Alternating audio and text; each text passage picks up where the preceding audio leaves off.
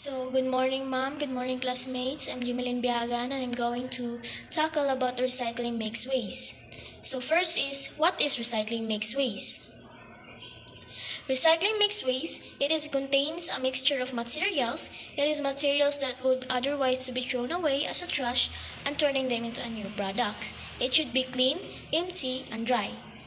It refers to the process of sorting and separating different types of recyclable materials from a mixture of waste. So, ditong mga mixed waste na pwede ma-recycle ang mga mapuslan pa o sa Bisaya pa. So, ano siya? There are selected waste that going to recycle, and that are the plastic bottles, pots, tubs, and trays. So, in clear plastic bottles, pwede nato na siya ma-recycle. Pwede nato mahimo kuan nga na pot. Pwede nato himuon og kuan kaya itong bulak na pang-design. Pwede na siya. And then, pwede po nato ni siya ibaligya. If ever na kuan nga na mapuno na imuhang gi-recycle na sa sako, like inana, sa imong trash bin, nana. So, pwede na nimo ibaligya sa junk shop. Tay junk shop din na, pwede na ito ibaligya. Ang mga kwarta pa kaana, di ba? And then, na ako yung nabasahan na article sa China man ata to, sa China na, ang ilahang gigamit is, na siya duha ka trash bin. Ang isa ka trash bin, gilibilan niya o landfill. So, ang mga waste na madiretso na sa landfill. And also sa isa ka trash bin, dito mabutang ang mga recycle. So, kanan na mga mapusla na mga waste na to na adi-adto sa recycle na trash bin.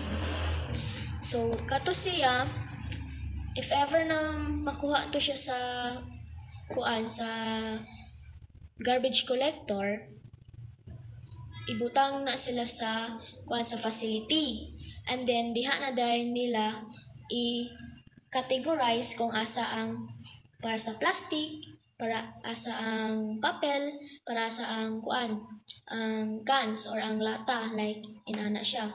Ug sa junk shop food, dili po nila madawat ang mga mix na mga recycle nato, like inanang nasa example, na kay isa ka sako, and then dito ga-mix dito ang mga lata, ang mga papel, ang mga plastic bottle, so di nila dawaton na. It's because lahi-lahi magud ang pricing sa bottle, lahi-lahi ang price sa plastic, lahi-lahi ang price sa papel para sa papel. So inana, dapat ang sako jud nimo, if ever na ibaligya nimo imong recycle, dapat kanang papel ay isa ka sako is para sa papel yun na, isa ka sako para sa plastic bottle yun na, kanaan lang dawaton. Dapat i-categorize ko siya kung asa siya nabilong nana. So ato back to sa atong topic. So the second one is the food tins and drinks cans. So ng mga dilata, pwede na ibaligya ito. If ever dito sa junk shop, baligya ito sa junk shop, ma-recycle na siya. Kung pwede po ni siya mahimo og other product, like mo inang tamnanan nimo na, pwede na siya ng mga seedlings inana gina seedlings. Ito pong mga plastic may mo butang sa seedlings inana, pwede recycle nimo na siya. And also take note, if ever na ibaligya nimo na siya sa junk shop, dapat wala na siya isulod, dapat empty, clean, or dry ina siya. Kay man kanang madihado man ang gansi ang junk shop, if ever na siya naisulod imuhang ang lata na imo ibaligya, kay itimbangon man gud na siya. So gansi ang junk shop. So the third one is the mixed glass bottles and jars. So kani siya, ito sa junk shop na akong gitrabuhan, kay I was work in junk shop before manggod, kay dito man pod ka trabaho ko magpapa. So nagtabang ko sa ilahang work sa una. And then ang ilahang sa junk shop dito is nakadepende sa owner kung dawato nila na naman may kasi na bottles, di ba? Ng mga wine, ng mga tanduay, inana, mga rum. So, inana siya. So, nakadepende sa owner kung dawato na nila. Kaya di sila mo dawat if wala sila'y buyer ana na klase na botilya. Kadepende mo na siya kung na siya'y buyer. Kung na siya'y buyer, so iya nang ikuan. Ipalito ng kuan, klase na botilya. And sa mga junk shop mong kani ang ilang ginadawat efficacy, fighter, tanduay, kana na klase na glass. Ang akong na kuan dito mangud ko nagtrabaho dito sa katitong kompleto na ng mga junk shop. Kompleto na mga kuan mga materyales para sa ana na kind of material. So, ang ginagkuan sa botilya manggod, kailan ang hugasan. Hugasan nila kuan ng label. Kay ana to akong father, kay kuan daw kanang botilya na kuan tanduay nalapad kay himuon daw na nila ibaligyan ito sa manghimuay o kuan baligyan nila sa manghimuay na himuon nila o pinakurat biya suka na pinakurat. So, baligya na siya. Yan to para dito sa manufacturer sa suka na pinakurat kay para na sila sudanan kana na kuan tanduay. Pero naman po na sila atay kuan kanang hinluan pa muna nila ni sudsad hinluan jud na nila jud kay di ka na ba na siya sa kuan sa waste na to. So, inana. And then, the fourth one is the paper, cartons, and cardboard.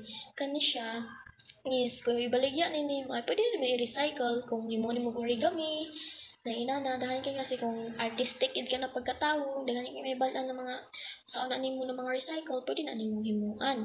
Pero kung ganahan yun ka, mga kwarta yun ka, kana sa carton, paper, dito ibaligyan dito sa junk shop. And then, sa junk shop is din nila dawaton ang basa ng mga karton. Dapat it should be dry. Kay gansi kaayo if ever na kay gansi kay sa owners sa junk shop kung ibalikan nimo basa. Tapos wala pa mo palit ana jud sa buyer pud nila sa mo palit. So inana kay timbangon biya na tapos mabugat biya na siya. Inana gansi jud siya. And then the fifth one is the aerosol cans. They should be empty. So, aerosol can kani siya. Nakatry ko limpyo ani sa junk shop dito sa una na kuan pa kanang kuan pa nila ang kuan pa jud namo ning kuan ning bitang ihan taklob plastic man na siya. So kuan jud na kana pang spray na pang gamay na spray kuan pud na ibutang na dito sa plastic. Kay plastic man na siya. So ang lata ra jud na siya. If ever na ay mga kuan kanay mo plastic or di kaya kanang imuhang sample ka na plastic tapos naa siya metal kuan jud ang metal dapat hinlo jud na siya dapat pure cans jud na siya wala na siya isagol na plastic na naa ni pikit din ha kuan jud na siya na gid ang kuan dito sa junk shop kay I've been work there sa una. So inana lang. And then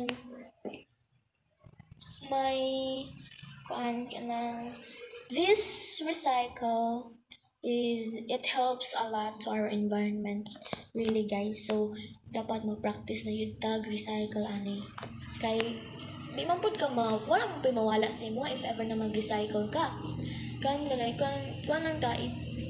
guys spend lang ka some time nimo para i-recycle na nimo imong basura o recycle na daan din na imong libelan lang din na wala man pud mawala di ba sa imong mga kwarta pa ka if ever na ibaligya nimo tingnan na siya.